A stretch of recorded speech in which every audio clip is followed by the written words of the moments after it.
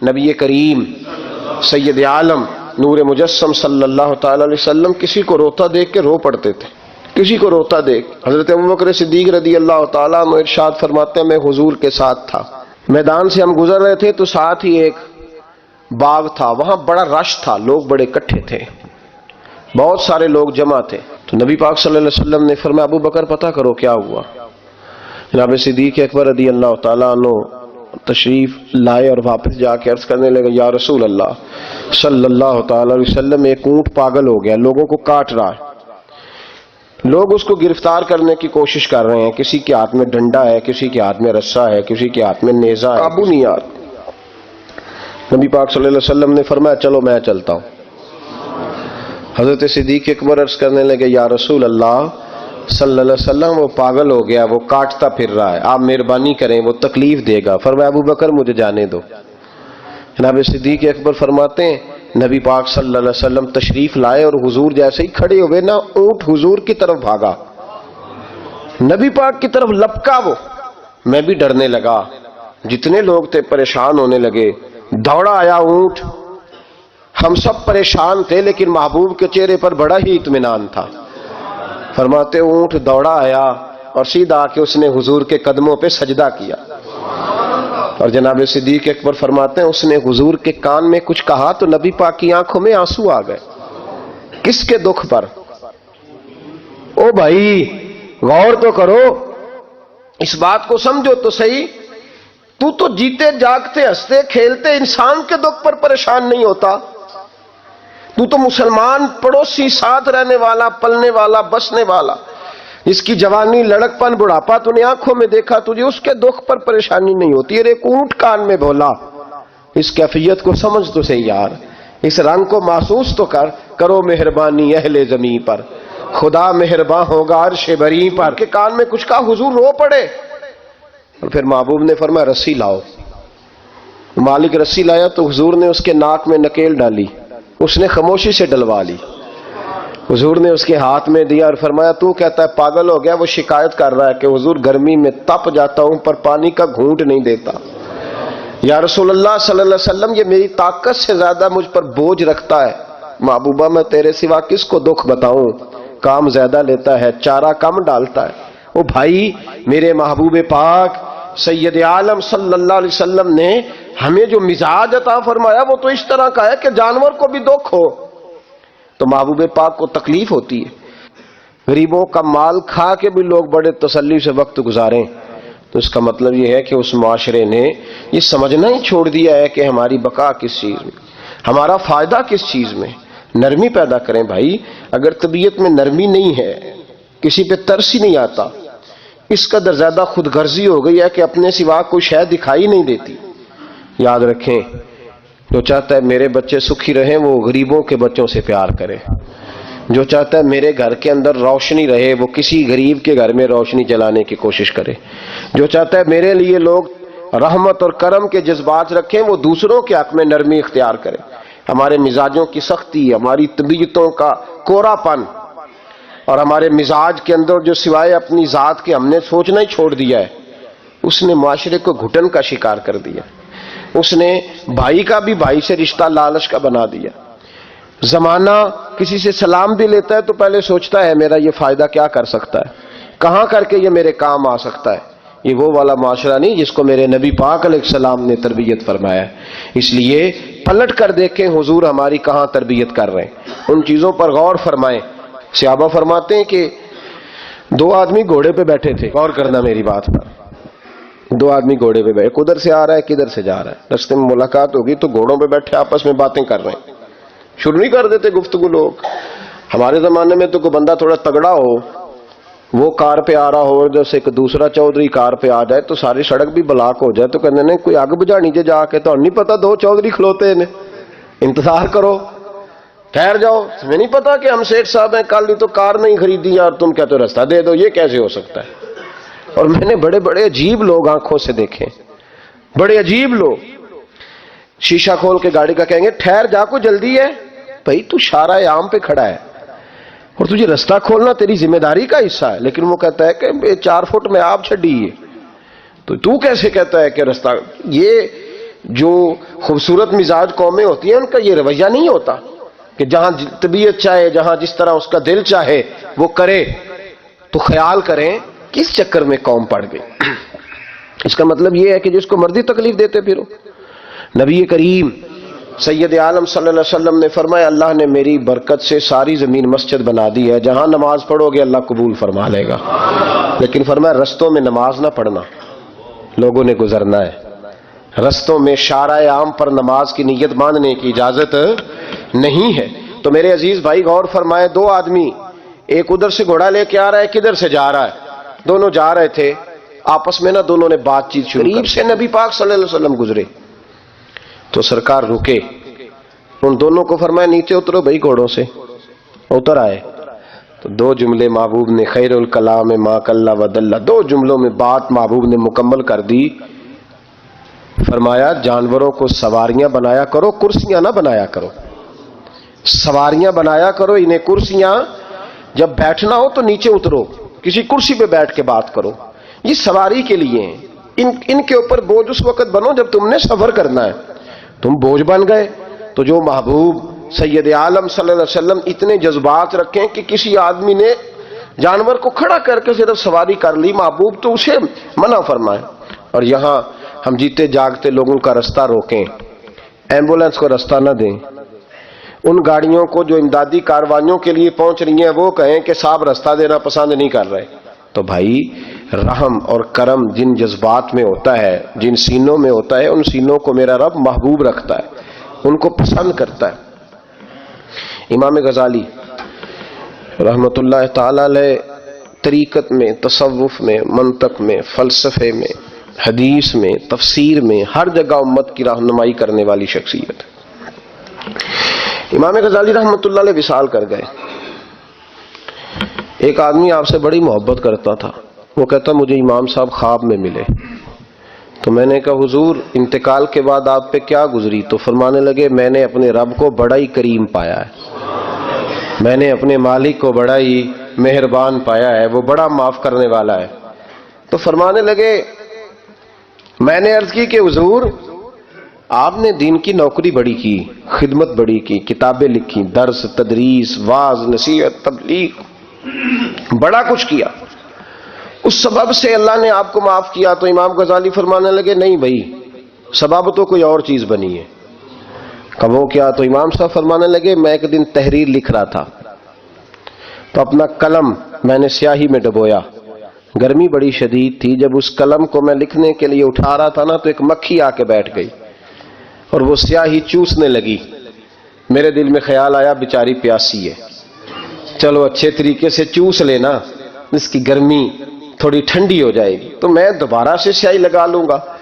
فرماتے میں نے اسے وہ موقع دیا، اس نے اچھے طریقے سے اس سیاہی کو پی لیا، وہ تو اڑ گئی، بات ختم ہو گئی، میں بھول گیا، کبھی یاد ہی نہیں آیا.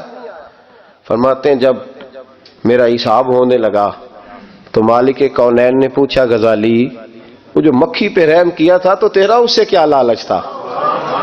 کیا لالچ تھا؟ نہ تو اس کا کوئی ووٹ بینک تھا، نہ تیرے کام آ سکتی تھی، نہ وہ کوئی ڈیوٹی کر سکتی تھی، نہ تیری کوئی وہ تیری تعریف کر سکتی. اس بے زبان سے کیا لالچ تھا؟ کیوں موقع دیا؟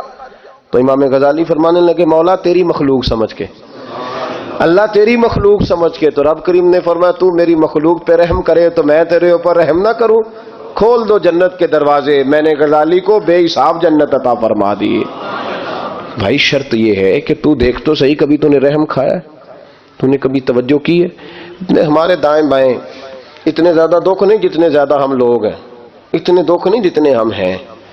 اگر تھوڑا سا غور کر، آپ یقین کریں ہماری گفتگو ہماری ذات سے شروع ہوتی ہے اور ختم بھی ہماری ذات پر ہی ہوتی ہے. او بھائی تو صرف اپنے آپ کو سجانے سنوارنے جو میرے ذہن میں آیا، اور یہ جو ہمارے تعلقات ہیں نا دنیا میں، یہ بھی ہم نے اپنی ذات کے لیے رکھے ہوئے ہیں.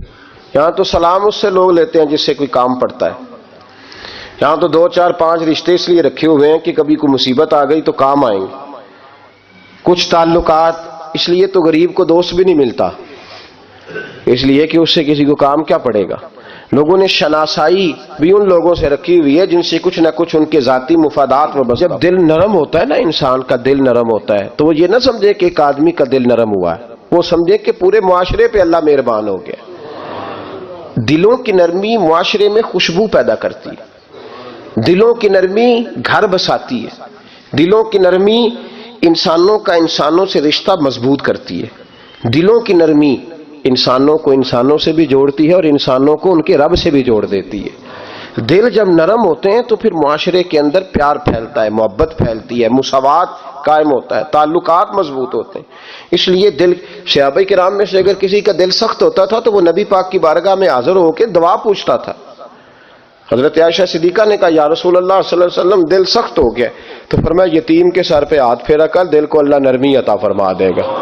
ایک صحابی نے عرض کی حضور دل سخت ہو گیا. تو نبی پاک نے فرمایا موت کو یاد کیا کر، تیرا دل نرم ہو جائے گا. ایک نے کہا حضور میرا دل زنگ آلود ہو گیا. تو محبوب نے فرمایا قرآن پاک کی تلاوت کیا کر.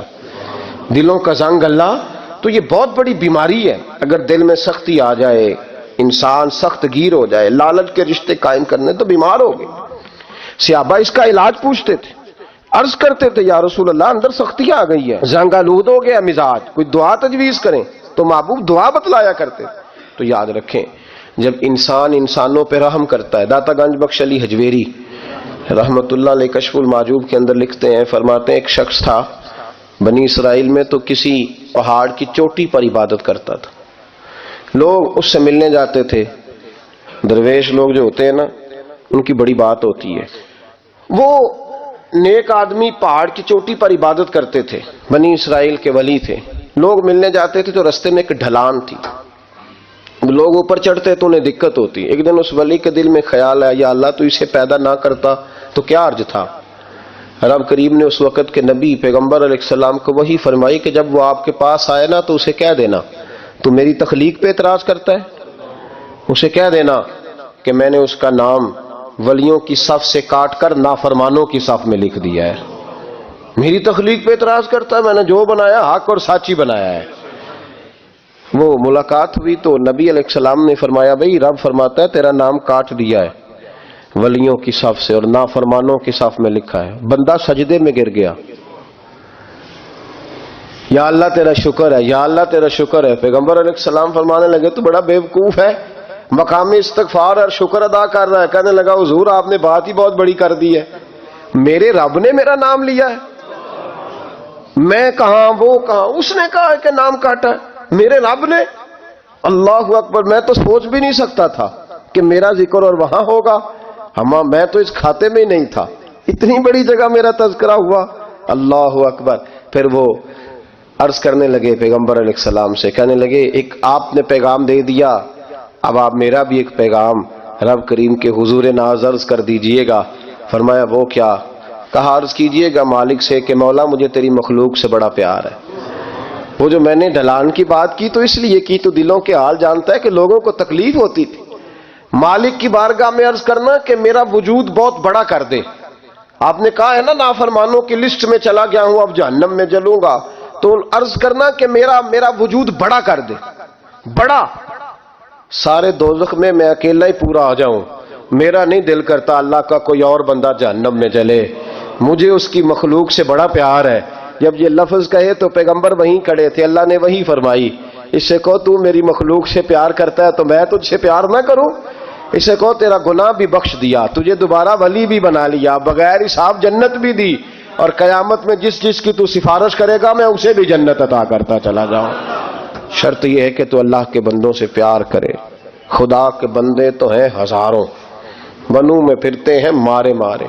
میں اس کا بندہ بنوں گا جس کو خدا کے بندوں سے پیار ہو. میں اس کا بندہ بنوں گا جس کو خدا کے بندوں سے پیار ہوگا. رحمت کا جذبہ، نرمی، کسی کی خیر خواہی، کسی کے حق میں یہ رویہ کہ میری ذات سے کسی کو نفع ہو جائے، کسی کا فائدہ ہو جائے، کسی آدمی کو کچھ مل جائے. مولا رومی ایک بڑی عجیب بات لکھ گئے مثنوی میں، فرمانے لگے بادشاہ بننا چاہتے ہو، مخلوق کے رہنما، مقتدا، لیڈر، سربراہ بننا چاہتے ہو؟ تو آپ کے سامنے بیٹھے لوگوں نے کہا حضور ہر بندہ ہی چاہتا ہے. تو فرمایا پھر مخلوق کے خدا سے پیار کرنا شروع کر دو. مخلوق کا بادشاہ وہ نہیں ہوتا جو دھوکہ دے کے ان کا لیڈر بن جاتا ہے، اس کے دھوکے تو کچھ دنوں میں کھل جاتے ہیں، سامنے آ جاتے ہیں. جو آدمی ڈنڈے کے زور پر بادشاہ بنتا ہے اس کی بادشاہی جسموں پر ہوتی ہے، روحوں پر نہیں ہوتی. فرمایا تم مخلوق سے پیار کرنا شروع کر دو، اللہ کی مخلوق تمہیں اپنا رہنما کہنا شروع کر دے گی۔ لیکن محبت کرو گے تو سربراہ بنو گے، پیار کرنے سے بنو گے، لوگوں کے ساتھ اچھا رویہ رکھنے سے، با اخلاق ہونے سے بنو گے، سیاست کے ساتھ بنو گے تو کچھ دیر کا ہمارا معاملہ ہوگا، پھر وہ سمٹ جائے گا، ختم ہو جائے گا۔ تو عزیزو یاد رکھیں، محمود غزنوی رحمت اللہ تعالی علیہ سے کسی نے کہا تھا کہ آپ شروع سے ہی رئیس اعظم ہیں؟ فرمانے لگے نہیں، میرے والد اللہ کی مخلوق پہ رحمت کرتے تھے تو اللہ نے انہیں بادشاہی عطا فرما دی۔ محمود غزنوی خط کہتے ہیں کہ وہ لوگوں پہ میرے والد رحم کرتے تھے تو رب نے مخلوق پر رحم کرنے کی برکت سے انہیں بادشاہی عطا فرما دی۔ محمود غزنوی کے والد جو تھے سبکتگین ان کا نام تھا، تو شکار کے بڑے شوقین تھے، شکار کرنے کے لیے جنگل میں جایا کرتے تھے، کچھ بیچا کرتے تھے، کچھ کھا لیا کرتے تھے۔ کہتے ایک دن میں صبح گیا، شام تک میں نے شکار ڈھونڈا پر مجھے کوئی چیز نہ ملی۔ عصر کا وقت ہو گیا تو میں نے ایک ہرنی کا بچہ میرے ہاتھ آیا، میں نے فٹافٹ اس کو اپنے اٹھا کے گھوڑے کے آگے رکھا اور میں نے سر پٹ گھوڑا دوڑا دیا۔ بچہ بڑا پیارا تھا، اس کو لے کے میں تیزی سے جنگل سے نکلا کہ کہیں شام نہ ہو جائے۔ کہتے ہیں بہت تیزی کے ساتھ جنگل سے باہر آیا، تیز بھگاتے بھگاتے پلٹ کر میں نے دیکھا ہی نہیں۔ جب سارا جنگل گزر گیا، آبادی آئی، ذرا سستانے کے لیے میں رکا، میں نے پلٹ کے دیکھا تو وہ ہرنی جس کا میں بچہ اٹھا کے لایا تھا وہ بھی میرے پیچھے پیچھے بھاگی آ رہی۔ کہتے میں نے پلٹ کر اس کی طرف دیکھا تو اس جانور کی آنکھوں میں عجیب سی میرے حق میں عجیب سی گزارش تھی، گویا ماں منت کر رہی تھی کہ میرا بیٹا واپس کر دے۔ کہتے میرا یہی کاروبار تھا، جانور لانا، کچھ بیچنا، کچھ کھانا، شکار کرنا، یہی میرا کاروبار تھا، یہی میرا شغل تھا، یہی میرا شوق تھا، اور صبح سے شام تک ایک بچہ میرے قابو آیا۔ سبکتگین کہتے ہیں کہ اس ماں کی آنکھوں میں عجیب سا، یہاں تو ہمارے دیہاتی ماحول میں آج بھی یہ رسم پائی جاتی ہے، ناراض ہو گئی ہے اماں، ساری رات وہ بیدار رہی، بچے پالے اس نے، تو سسر صاحب کہتے ہیں پکڑ لو بچے، بھگا دو اس کو، اللہ سے ڈر نہ، تو بچوں کو ماں سے جدا کر رہا ہے، سوچا ہی نہیں، رکھ لو بیٹا اور بیٹی اور اس کو چلتا کرو، خود ہی تڑپے کی تو آ جائے گی۔ محمود غزنوی کے والد کہتے ہیں اس ماں کی آنکھوں میں نے جب وہ تجسس دیکھا تو ایک منٹ میں میں نے فیصلہ کیا۔ کہتے ہیں بچہ میں نے زمین پہ چھوڑا اور بچہ دوڑ کے ماں کے پاس چلا گیا۔ ماں نے اسے لے کے ٹانگوں میں اس کو چوما، اس سے پیار کیا، ہرنی پیار کرنے لگی۔ فرماتے پھر میں نے دیکھا کہ وہ ماں بیٹا جنگل کی طرف چلے، تھوڑا سا آگے جا کے تو وہ ہرنی پھر لوٹ آئی، میری طرف اس نے دیکھا، یوں لگا جیسے میرا شکریہ ادا کر رہی ہے، اور کہتے ہیں اس کی آنکھوں میں نے عجیب سی روشنی دیکھی، وہ تو لوٹ گئی، پر جتنا سکون مجھے آج ہوا زندگی میں پہلے کبھی نہیں ہوا تھا۔ مجھے یوں لگا جیسے وجود کے سارے بوجھ اتر گئے۔ میں گھر گیا، وضو کیا اور عشاء کی نماز کی نیت، عصر مغرب تو رستے میں ہو گئی، عشاء کی نماز پڑھی تو اتنا لطف سجدے میں آیا جتنا پہلے کبھی نہیں آیا تھا۔ کہتے ہیں اسی وضو میں، عشاء کے وضو میں سو گیا، میری آنکھ لگی تھی کہ مجھے مدینے والے رسول کا دیدار نصیب ہو گیا۔